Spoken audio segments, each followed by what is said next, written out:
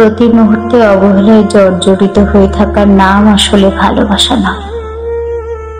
এখানে নিজেকে ছোট্ট মনে হয় রোজ, নিজের অস্তিত্ব নিয়ে প্রশ্ন করতে হয়, নিজেকে অস্তিত্ব সংকটে ভুগতে হয়, সেখানে আর যাই থাকুক না কেন ভালোবাসা নেই।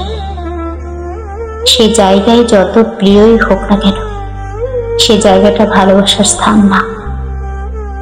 ভালোবাসা যদি হয় একতরফা বোঝা, যেখানে হাসি কমে গিয়ে কেবল কান্না বাড়ে, যেখানে শুধু একজনকেই স্যাক্রিফাইস করে যেতে হয় দিনের পর দিন, যেখানে সম্পর্কে টানাপোড়েন কেবল একজনকেই বোঝানোর চেষ্টা করতে হয়, তাহলে সেখানে থাকতে নেই।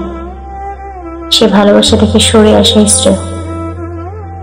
কারোর প্রতি মায়া টান কিংবা তুমুল প্রেম থাকার দরুন তাকে ধরে রাখতে যে প্রাণপণ চেষ্টা আমরা করে থাকি, এই চেষ্টাটা একসময় নিজের বুকে আগুন ধরায়।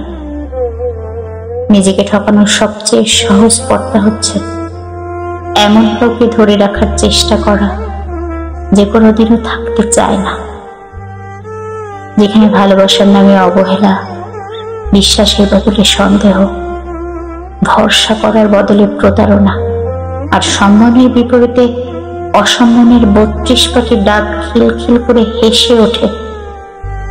সেই সম্পর্ক যত দ্রুত ছিন্ন করা যায় তত মঙ্গল, ততই নিজেকে রক্ষা করা যায় বিপুল ভাঙনের দ্বার প্রান্ত থেকে। তাছাড়া ভালোবাসা মানেই তো শুধু আটকে রাখা না, ভালোবাসা মানে মুক্তি, ভালোবাসা মানে শ্রদ্ধা, ভালোবাসা মানে শান্তি, ভালোবাসা মানে কেবল ধরে রাখা না, ভালোবাসা মানে কখনো কখনো হাস্যোজ্জ্বল মুখে যেতে দেওয়া।